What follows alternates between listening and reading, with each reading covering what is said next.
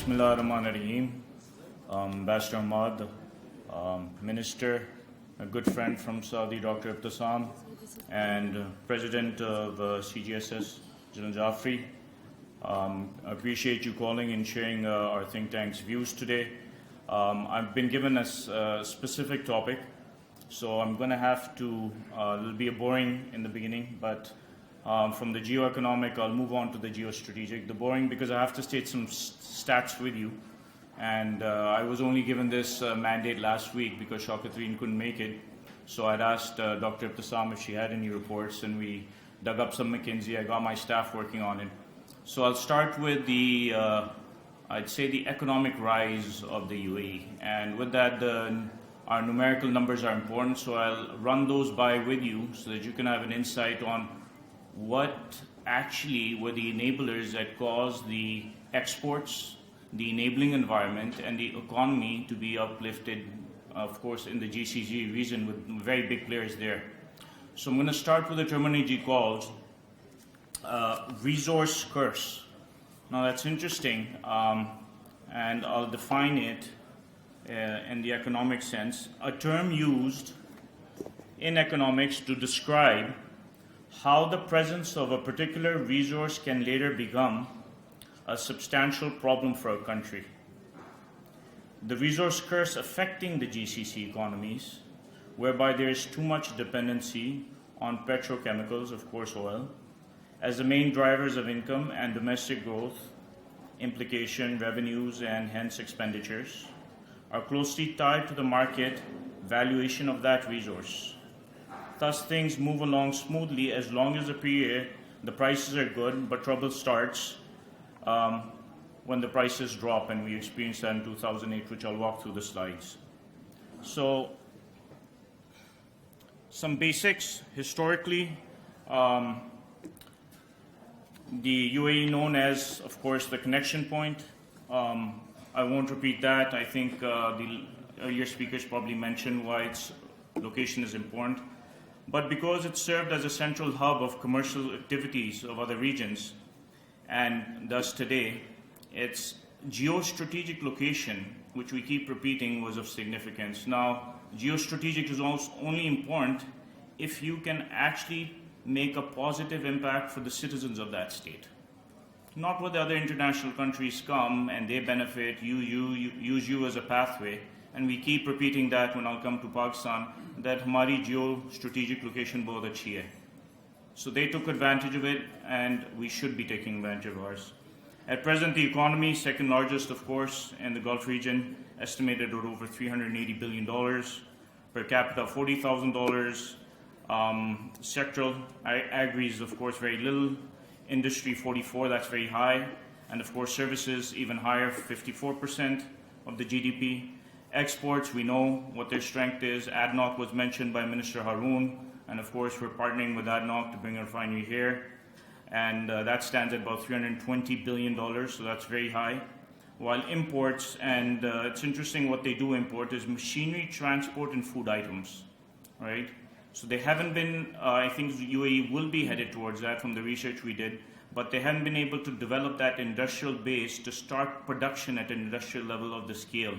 Or whether they've done an analysis, it's easier to import as a cost as opposed to production in-house. And that's estimated at about $250 billion. The debt to GDP ratio is very low, 20%. We know what Pakistan's is, and of course, the Americans right now are at about $22.5 trillion. They've passed 70% GDP ratio to debt. Like other Gulf countries, economy is heavily dependent on petrol. I've repeated that. Its ranked, this is very important, 9 in Economic Freedom Index. Now, what does that really mean? What does a free economy environment mean? And I'll come to another example later on in my presentation. We're struggling, as Minister Haroon had said, in Pakistan, human capital development and the enabling environment for the industrialists / businessmen / corporate entities. I'll even add the education sector for that enabling environment for the growth. And that all comes under a knowledge a knowledge economy umbrella which allows for a free economy to go ahead. So the UAE invested heavily, if you really go past the, I wouldn't say recent years, but 10 years ago, they started building things called Media City, Internet City, Education City. These mini special economic zones, free trade zones, whatever you want to call them, with that enabling environment for companies to prosper. And of course, the giants like IBM, Oracle, they came and did that over there. But many multinationals came and did research. Now, some of them in the last 5 years in the education city, they lost a lot of knowledge capital, but it's quickly coming back. Overall, UAE is, of course, part of the GCC, as you know.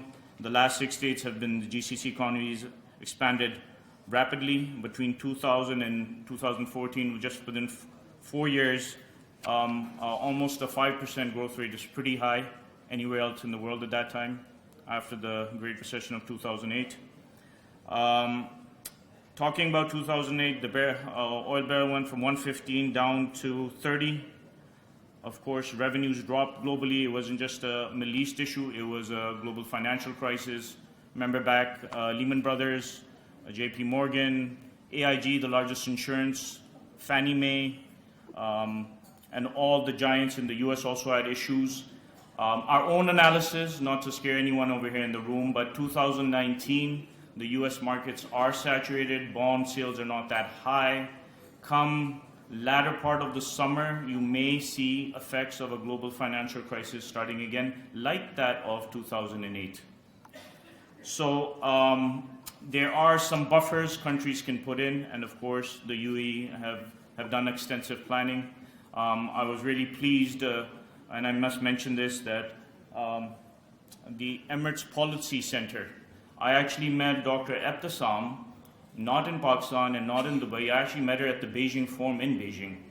And I was surprised to see a female heading one of the best think tanks in the GCC. And we had a detailed discussion on why they made it. So they had decided, in my opinion, about 10 years ago to start deep thinking on public policy analysis to guide the hierarchy in the government. And of course, Pakistan still hasn't done that, and their population is less than us. I think this is some of the repeat of the figures that I shared. The real GDP, these are stats. I'm going to leave these with CGSS so that they can share with you. But I want to get to the Expo and also talk about the effects on this side. Now, the Expo is very important, and there's a bit of a tension point with Pakistan on that because I think we ended up voting for Turkey. It's a very distinct event. 2020, of course, is the year. After 5 years, it's held.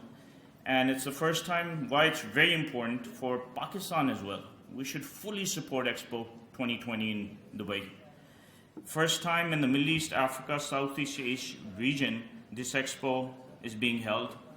Great minds and innovations come together. I mean, probably like a Davos level environment you'll see of a knowledge economy. And the theme, interesting, connecting minds and creating the future.